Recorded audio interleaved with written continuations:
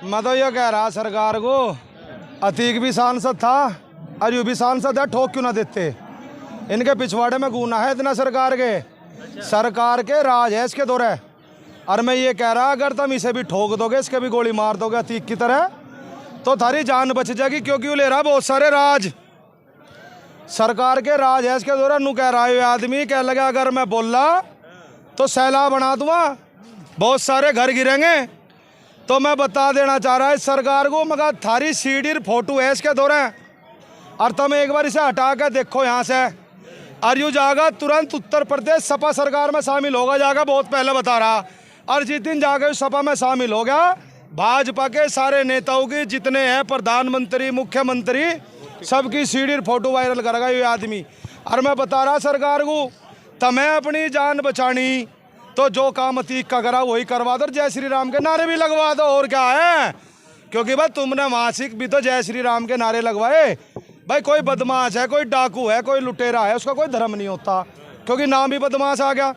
इब अतीक को मार करके देश के अंदर ये हिंदू मुस्लिम करना चाह रहे थे। अरे एक आधे हिंदू को भी मार दो, जिब तो मानने भी, बस थारे में दम है, थारे पिछवाड़े में दम है, यूपी में दम है, यूपी से ही आता है क्षेत्र से, पास्को एक्ट के तहत मुकदमा लग रहा है और घने दिन से फरार चल रहा। अगर मानोगे तो फरारी तो है, तो इसका मरवाइयो गोली और इसका करवा दो अंत। जब मानने हम तो सरकार काम कर रही है, देश के अंदर शासन प्रशासन अच्छा काम कर रहा है, जिस दिन इसका गोली लगेगी जब मानेंगे। वो भाग नहीं रहा, भाग तो सरकार ने अपनी जेब में धर रखा, गोज में सरकार ने धर रखा उसे अपनी जेब में, अपने आप को बचाने को। मैं बताया ना, अगर वो इन्होंने बर्खास्त करा या पुलिस को खुली छूट दे दी, कहला तुम एक काम करो, बस उसे अरेस्ट कर लो ब्रजभूषण को, वो सबके फोटो वायरल कर देगा 5 मिनट में। वो डर रहा, उसका ना डरता मूत भी होता है, बहुत खतरनाक आदमी। 38 मुकदमे हैं उस पर, 38 मुकदमे। और जब भी खड़ा होकर क्या कह रहा है टीवी पे बैठ के, नू कह मेरा कौन क्या बिगाड़ लगा, नू कह रहा लल्लन टॉप पे जाकर कह लगा मैं राइफल उठा करके तुरंत मर्डर कर दिया।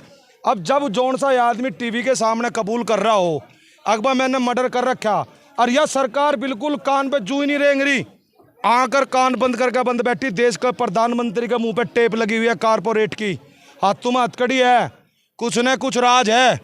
100 बार मन की बात करी इस प्रधानमंत्री ने, और एक बार भी पहलवान नुकरी किसानों की बात नहीं करी।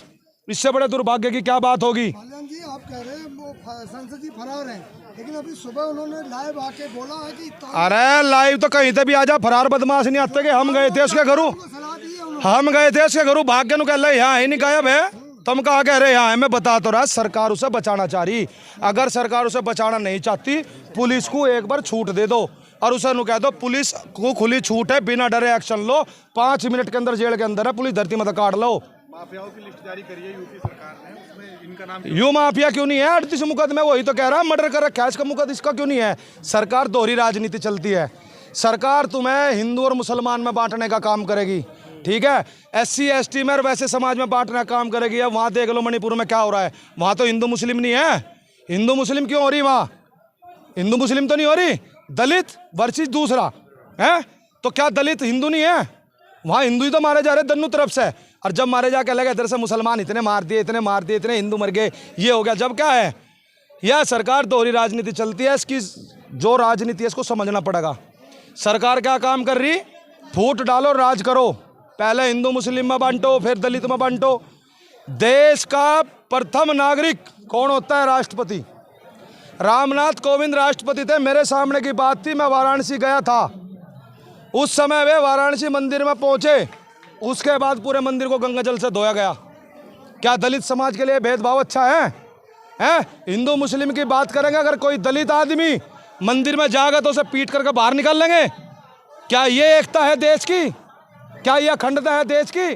देश का प्रधानमंत्री लाल किले की दीवार पर खड़ा होकर के बोलता है बेटी बचाओ बेटी पटाओ। सुनाओ भाषण किसी ने सुना ना? तो ये सबसे बड़ी सरकार की या गंदी नीति है।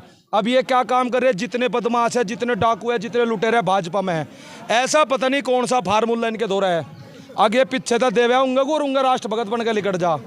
मैंने भी वोट दिया था इस सरकार को 2013 में। इस सरकार ने मेरे से मेरी अभिव्यक्ति की आज़ादी छीन ली। मैं इस सरकार से सवाल नहीं कर सकता। अगर इस सरकार से सवाल करता हूं तो मैं देशद्रोही हूं, मैं गद्दार हूं। हैं? मैं इस देश का खालिस्तानी हूँ, पाकिस्तानी हूँ।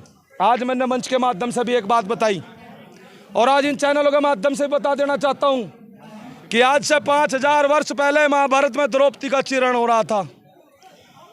उस सभा में उपस्थित सभी लोगों से द्रौपदी ने पूछा इसका दोषी कौन है? किसी ने जवाब नहीं दिया। महात्मा विदुर खड़े हुए थे। महात्मा विदुर ने जवाब दिया 1/3 दोषी अपराधी, 1/3 दोषी संयोगी और 1/3 दोषी मूक दर्शक। तो जो ये लोग मूक दर्शक बनकर बैठे हुए हैं ना, इन बेटियों के इंसाफ के लिए नहीं आ रहे खड़े होकर, उनके लिए बात है या तुम्हारी आने वाली औलादे गूंगी और बहरी पैदा होगी।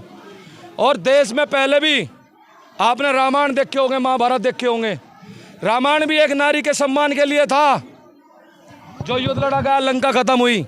और महाभारत भी एक नारी के सम्मान के लिए हुआ था, जिसके अंदर कौरवों की पूरी सेना, कौरव खत्म हो गए थे। ये कौरवों की सेना है। धृतराष्ट्र बैठा है, भीष्म पितामह बैठा है, दुर्योधन बैठा है, दुशासन बैठा है, जो चीरण कर रहा हमारी बहनों का। और जब हमने 13 महीने आंदोलन किया, उस टाइम हमारे पेट की लड़ाई थी। और आज ये लड़ाई हमारे स्वाभिमान और सम्मान की है, हमारी बेटियों की इज्जत की लड़ाई है। अगर इन लोगों ने जल्दी इंसाफ नहीं दिया तो हम इस सरकार की ईंट से ईंट भिड़ाने का काम करेंगे, सेकंडों में सरकार को खत्म करने का काम करेंगे।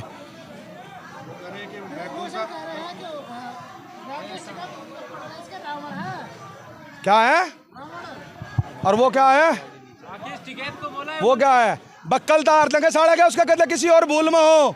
राकेश टिकैत हमारे दर्शक हैं, राकेश टिकैत हमारे भगवान है, हमारी आत्मा है राकेश टिकैत। अगर राकेश टिकैत के नाम पे एक भी बात बोलने का प्रयास किया ना उन्हें, बक्कल तार देंगे, भूसके कोठे में बंद करके गोड़ लाठी देंगे, इतने संटे मारेंगे साले के, दिमाग ठीक कर देंगे उसका। हम कहते किसी और भूल में हो। स्वाभिमान सम्मान के साथ नहीं खिलवाड़ होने देते हम लोग।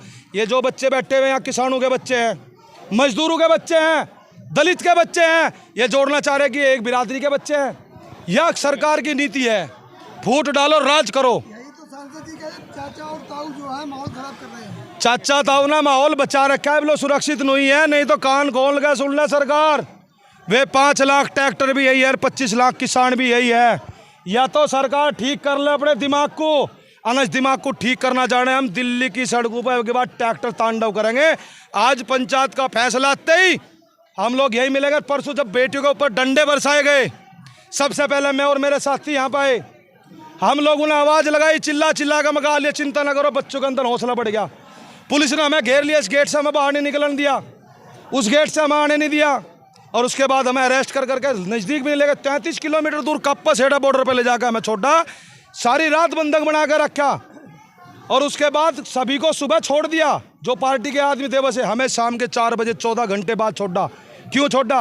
कि सुप्रीम कोर्ट का फैसला आ जाएगा, कहीं फैसला गलत ना आ जाए और ये किसान दोबारा से आंदोलन पर ना बैठ जाए। हम आंदोलन करना जानते हैं। दिल्ली आ जाएंगे, ट्रैक्टर दिल्ली के लिए तैयार खड़े, तेल के टैंक भरे खड़े, 2 धागे पूंछ के तेल ग्रीस करवा खड़े कर रखे। 1 कॉल की देर है, ट्रैक्टर दिल्ली आने में देर नहीं है। और मैं पुलिस प्रशासन वालों के लिए भी एक बात कहना चाहता हूँ। जब मैं परसों रात यहाँ पर आया, मैं लाइव चल रहा था, मैंने फ़ोन नीचे गया, एक पुलिस वाला रोल लगा। मैंने पुलिस वालों को कहा, क्या है तुम्हारी बहन बेटियाँ नहीं है? क्या तुम किसान के बच्चे नहीं हो, मजदूर के बच्चे नहीं हो? तुमने अपने व्यवसाय में क्या लिखा था जब तुम्हारा फॉर्म भरा गया था भर्ती होने के लिए? याद करो मगर अपने आप से। उन्होंने कहा जी कृषि या मजदूर, यही तो व्यवसाय लिखा, किसी ने नेता का बेटा नहीं लिखा, कुछ नहीं लिखा। तुम कहा ये बेटी भी किसानों की बेटी है, इनके सम्मान के लिए तुम कैसे खड़े हो? वे लोग रोने लगे। इन लोगों के हाथ बांध रखे हैं, इन लोगों ने, इन लोगों को बंधक बना रखा है, पुलिस के हाथ को खुली छूट नहीं दे रहे। मैंने कह रहा दिल्ली पुलिस इतनी मजबूत पुलिस है, अगर ये सरकार 1 मिनट की छूट इसे दे दे तो ब्रजभूषण जैसे पता नहीं कितने अंदर हो गए, कितने लोगों को लठ मार मार के भीतर कर देंगे। ये ब्रजभूषण कहने के एक बाबा है और एक लाला, ये दोनों ने मेरे खिलाफ साजिश। भाई बाबा जी कौन से है? ये योगी जी है क्या? रामदेव की बात कर। अरे लाला रामदेव है वो, तो उसकी नहीं कह रहा मैं, उन्होंने तो मुझे पता है ये कहाँ बोल रहे और वो कहाँ बोल रहा। मैंने कह रहा एक बाबा योगी भी है, और मैंने कहा उस बाबा योगी से, बाबा जी तुम तो पूरा काम ठीक कर रहे दिल्ली यूपी में, इसका भी ठुकवा ठुकवू दो, लोग तुम्हें पूछ जाएंगे। अतीक अहमद को मरवाड़े में क्या मिल गया? वो हिंदू मुस्लिम नहीं हुई थारे पर, तो जय श्री राम के नारे भी लगवा दिए, चुनाव भी हो गए, चुनाव में फिर भी हारोगे तुम। और 2024 में इस सरकार का इलाज पूरा करेंगे। पहली बार आधी डोज दी थी, पूरी देंगे। और जब किसान आंदोलन 13 महीने बाद समाप्त हुआ था, जब भी हमने कहा था कि अल्प विराम है, आंदोलन दोबारा से जागरूक हो चुका है और ये आंदोलन पूरे जन जन की आवाज है। इतिहास उठा करके देख लेना कि जब जब जंतर मंतर से कोई आंदोलन हुआ है, रामलीला ग्राउंड में पहुंचा है, तब तब सत्ता परिवर्तन हुई है, सत्ता बदली जाएगी। अब की बार ये इतिहास गवाह है। अतीक अहमद की बात है, अतीक अहमद एक मरा, दूसरा तो उन्होंने पैदा कर दिया, तैयार कर दिया। अतीक अहमद का बापू पैदा कर दिया। और भाई अतीक अहमद भी सांसद था, यू भी सांसद है। इतना भेदभाव क्यों है? वो मुसलमान था, यू हिंदू है, नू है क्या भेदभाव? इसलिए भेदभाव कर रहे हो क्या? अगर मुसलमान को मार कर मुसलमान बना दो, ऐसे मरवा दो ना, वो भी सांसद, यू भी सांसद, सेम डिग्री। वो भी अपने क्षेत्र का हिटलर था, यू भी अपने क्षेत्र का हिटलर है। अब सरकार ने क्या काम कर रखा? थोड़ा बड़ा है भाई। सरकार ने काम कर रखा, हिटलर वाली चाल पे चल रहे जू के तू। हिटलर का इतिहास उठा के देखना, पढ़ना उस किताब को ही मोदी जी पढ़ रहे, उसे मैंने पढ़ी। हिटलर जब संसद भवन में गया था, एक मुर्गा लेकर गया था, उसके सारे पंख निचोड़ दिए थे और ले जा करके नीचे जमीन पर छोड़ के दाना डाल दिया था, तो मुर्गा पीछे पीछे चलने लगा था। वो कह लगे ये जनता है, जितना नोचो दाना डाल दो पीछे चल जाएगी। तभी तो देश का प्रधानमंत्री क्या, देश के 80 करोड़ लोगों को हम राशन दे रहे हैं। अरे प्रधानमंत्री जी ने राशन नहीं चाहता, इन लोगों को रोजगार चाहिए, रोजगार। किसानों को अपने फसलों के भाव चाहिए, और जो यहाँ बेटियां बैठी है इनको इंसाफ चाहिए। इंसाफ पर मैं कह रहा हूँ, ये देश की जानी मानी लड़कियां हैं जो गोल्ड मेडल लेकर के आई है, देश का तिरंगा विदेश में फहराया है, और ये अपने इंसाफ के लिए इतना संघर्ष लड़ रही है। तो देश की दलित बेटियां और बाकी बेटियों का क्या हाल होगा इस देश के अंदर, जिनकी आवाज़ें गांव के गांव, घर के घर में दफन कर दी जाती है। ये सोचने की बात है। मेरा देश का दुर्भाग्य है, नाम दे दिया बेटी बचाओ बेटी पढ़ाओ। अरे क्यों तुम्हें शर्म नहीं आती? इन बेटियों को इंसाफ दो। अगर इंसाफ देने की हिम्मत नहीं है तो 5 मिनट के लिए हमें प्रशासन की अनुमति दे दो, हम आज ही इलाज कर देंगे इनका।